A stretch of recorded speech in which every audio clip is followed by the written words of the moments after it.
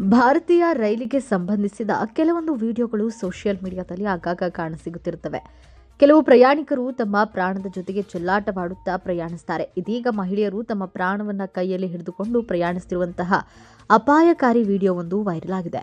ಈ ವಿಡಿಯೋ ನೋಡಿದ social media ಬಳಕೆದಾರರು ಪ್ರಯಾಣಿಕರನ್ನ ತರಾಟೆಗೆ ತೆಗೆದುಕೊಂಡಿದ್ದಾರೆ. ಭಾರತೀಯ ರೈಲ್ವೆ ಪ್ರಯಾಣವು ವೆಚ್ಚದಲ್ಲಿ ಅಷ್ಟೇನೂ ದುಬಾರಿಯಲ್ಲದ ಇದನ್ನ ಓಡಾಟಕ್ಕಾಗಿ ಬಳಸಿಕೊಂಡಿದ್ದಾರೆ. ಹೌದು, ದೆಹಲಿ ಹಾಗೂ ದುಬೈನಂತಹ ದೊಡ್ಡ ದೊಡ್ಡ ನಗರಗಳಲ್ಲಿ ತಮ್ಮ ದಿನನಿತ್ಯದ ಓಡಾಟಕ್ಕಾಗಿ ರೈಲನ್ನೇ ಅವಲಂಬಿಸಿಕೊಂಡುವವರು ಹೆಚ್ಚು ಎನ್ನಬಹುದು. ಆದರೆ ರೈಲಿನಲ್ಲಿ ಪ್ರಯಾಣಿಸುವವರು ಹೆಚ್ಚಿರುವ ಕಾರಣ ನೂಕುನುಗ್ಗಲು ತಳ್ಳಾಟ ನಡೆಯುತ್ತಿರುತ್ತದೆ. ಇದಕ್ಕೆ ಸಂಬಂಧಪಟ್ಟಂತಹ ವಿಡಿಯೋವೊಂದು ಸೋಷಿಯಲ್ ಮೀಡಿಯಾದಲ್ಲಿ ವೈರಲ್ ಆಗಿದ್ದು, ಮಹಿಳೆಯ ಅಪಾಯಕಾರಿ ರೈಲ್ವೆ ಪ್ರಯಾಣ ಕಂಡು ಶಾಕ್ ಆಗಿದ್ದಾರೆ.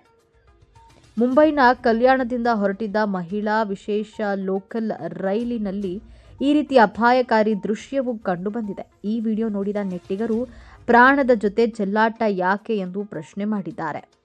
ಈ ವಿಡಿಯೋದೊಂದಿಗೆ ಕಲ್ಯಾಣ್ನಿಂದ ಇಂದಿನ ಮಹಿಳಾ ವಿಶೇಷ ಲೋಕಲ್ ರೈಲು 40 ನಿಮಿಷಗಳ ಕಾಲ ವಿಳಂಬವಾಯಿತು. ಇದರಿಂದಾಗಿ ಮಹಿಳೆಯರು ಫುಟ್ಬೋರ್ಡ್ನಲ್ಲಿ ನೇತಾಡಬೇಕಾಯಿತು. ಇದು ಅಸುರಕ್ಷಿತ ಹಾಗೂ ಅಪಾಯಕಾರಿ ಪ್ರಯಾಣ. ಇದು ಅಪಾಯಕಾರಿಯಾಗಿದ್ದರೂ ಈ ವಿಳಂಬವು ಮುಂದುವರೆದಿದೆ. ಅಶ್ವಿನಿ ವೈಷ್ಣವ್, ದಯವಿಟ್ಟು ರೈಲು ವಿಳಂಬವಾಗುವುದರ ಬಗ್ಗೆ ಪರಿಶೀಲಿಸಿ ಎಂದು ಬರೆದುಕೊಳ್ಳಲಾಗಿದೆ. ಈ ವಿಡಿಯೋದಲ್ಲಿ ರೈಲು ವಿಳಂಬವಾಗಿ ಬಂದ ಕಾರಣ ರೈಲು ಹತ್ತಲು ನೂಕುನುಗ್ಗಲು ಏರ್ಪಟ್ಟಿರುವುದನ್ನು ನಾವು ಕಾಣಬಹುದು.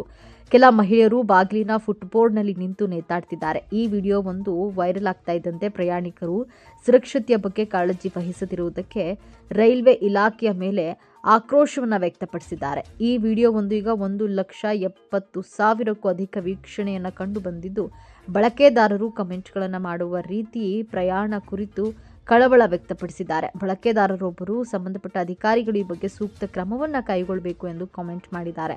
ಮತ್ತೊಬ್ಬರು, ಇದು ಮುಂಬೈ ಪ್ರಯಾಣಿಕರ ನಿತ್ಯದ ಪಾಡು. ದಿನನಿತ್ಯ ರೈಲಿನಲ್ಲಿ ಈ ರೀತಿ ಹೋರಾಟವನ್ನು ಮಾಡ್ತಾರೆ.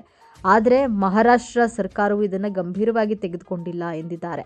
ಇನ್ನೊಬ್ಬರು, ಇದು ಕೇವಲ ವಿಳಂಬವಲ್ಲ, ಇದು ದೈನಂದಿನ ದೃಶ್ಯ ಎಂದು ಕಾಮೆಂಟ್ ಮಾಡಿದ್ದಾರೆ.